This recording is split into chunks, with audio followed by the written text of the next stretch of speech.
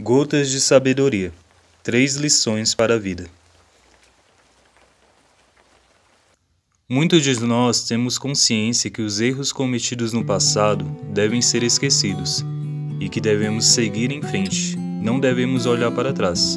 Frases como "o que passou, passou" ou "não chore pelo leite derramado" se encaixam muito bem nisso. Concordo com essas frases, porém, em certos aspectos, existe sim uma importância em olhar para trás.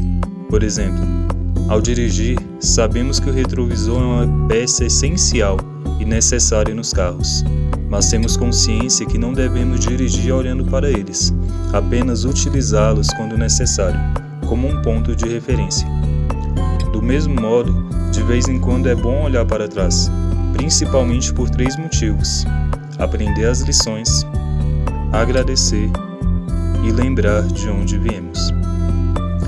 Primeiro, existem inúmeras lições que aprendemos através do nosso passado, e volta e meia podemos muito bem esquecer delas e acabar cometendo erros em áreas que deveríamos estar tirando de letra, ou seja, vencendo e não falhando novamente, repetindo os mesmos erros, pois se isso tem acontecido, pode-se dizer que provavelmente não aprendemos realmente a lição. Então é um ótimo momento para entender de uma vez por todas e conscientemente as lições que a vida te passou, para não falhar novamente.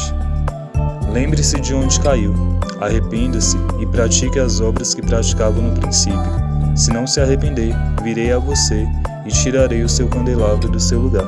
Apocalipse capítulo 2, versículo 5. Segunda lição: agradecer. Muitos de nós temos dificuldade de enxergar a vida pelo ângulo certo. Moldados pela sociedade em que ter tornou-se mais importante que ser, acabamos perdendo a essência de quem realmente somos e perdendo a consciência que no fim das contas isso é o que realmente importa. Já parou um pouco para analisar as mudanças que surgiram em sua vida de alguns anos para cá? Na minha vida, por exemplo, muita coisa mudou drasticamente em todos os aspectos. Eu hoje me vejo mais maduro do que há alguns anos, ganhei experiência na vida, ainda estou aprendendo e jamais vou abrir mão de aprender mais ainda. Além disso, tem inúmeras coisas que nunca na minha vida eu imaginaria possuir. Ah, David, então você é rico? Sim. Sou rico de saúde, tenho o amor da minha esposa e família, tenho pessoas que me amam e se importam comigo, tenho um emprego, tenho um teto sobre a cabeça, roupas para vestir, comida para comer. Creio que possuo menos do que alguns, porém, mais do que muitos, e por isso sou grato.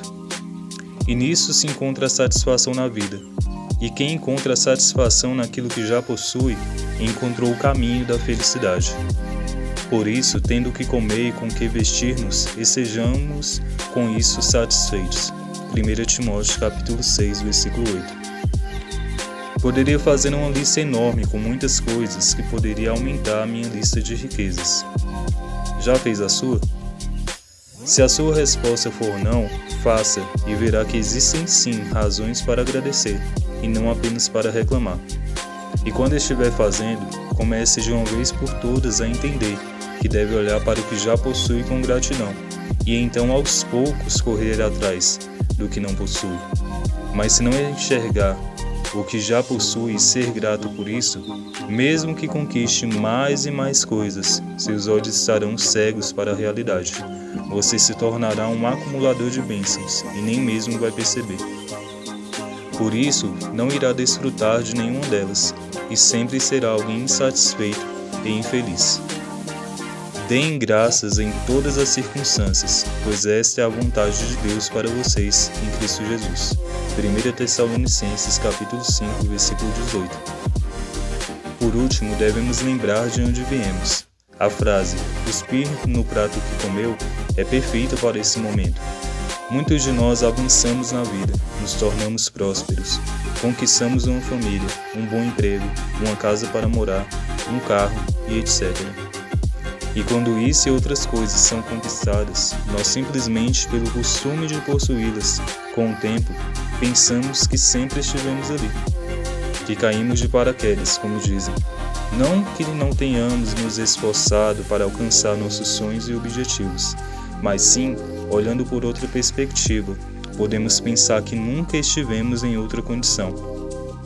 E quando isso acontece, nós nos perdemos no meio do caminho, nos tornamos bem-sucedidos no trabalho, mas abandonamos a Deus, a família, os amigos, porque diante do momento em que estamos vivendo, estamos ocupados demais para isso.